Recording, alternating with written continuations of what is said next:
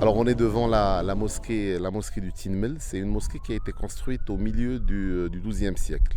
Ce qui est important dans cette mosquée construite par Yaqub al-Mansour al-Mouahidi, c'est qu'elle constitue l'archétype de l'architecture almohade. L'archétype de l'architecture almohade est une signature de l'esprit almohade. C'est une architecture épurée, sans décoration, une architecture monumentale, une architecture qui exprime la matérialité. Donc on voit de la matérialité de l'extérieur. Ce qui est aussi à révéler, c'est qu'on est devant une architecture berbéro-saharienne qui donnera plus tard toute l'architecture qu'on a coutume à appeler aujourd'hui l'architecture arabo-andalouse.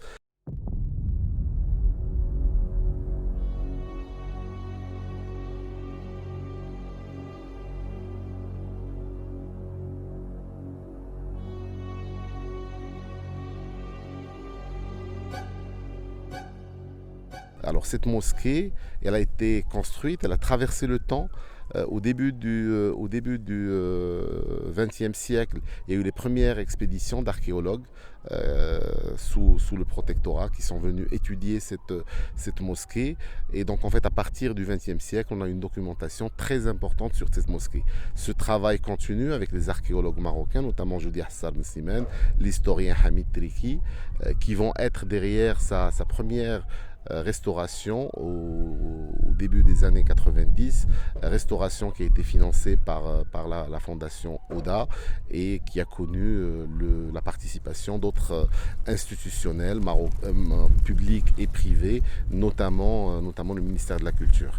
À la veille du tremblement de terre, la mosquée connaissait une restauration et donc elle était au niveau des travaux de finition et la restauration était quasi faite. On a même des photos très alléchantes de la mosquée juste avant le tremblement de terre.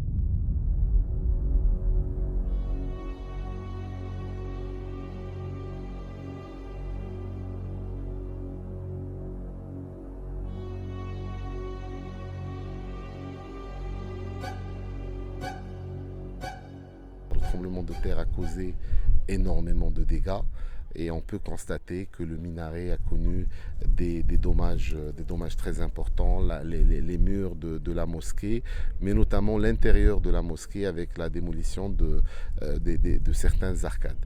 Alors aujourd'hui, constat, qu'est-ce qu'on peut faire? Ce qui est intéressant, c'est que cette mosquée, qui est classée patrimoine national et qui est sur la liste indicative de l'UNESCO. Le Maroc l'a présentée pour l'inscription comme monument universel.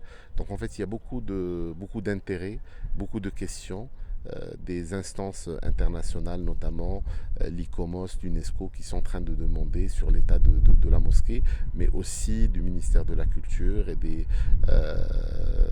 la communauté scientifique et du patrimoine national qui travaille beaucoup sur cette mosquée, notamment Phili qui a fait des fouilles à Tinmel récemment. Donc en fait, ce qui est intéressant, c'est que au moins aujourd'hui, on a un fonds documentaire très intéressant. Pendant la restauration, on a profité, enfin les ingénieurs et architectes qui ont travaillé sur cette mosquée, en ont profité pour faire des relevés en 3D. Donc en fait, on a l'ensemble des éléments constitutifs de cette mosquée, ce qui permettrait, au moment venu, de faire une restauration, voire une reconstruction de certaines parties de la mosquée et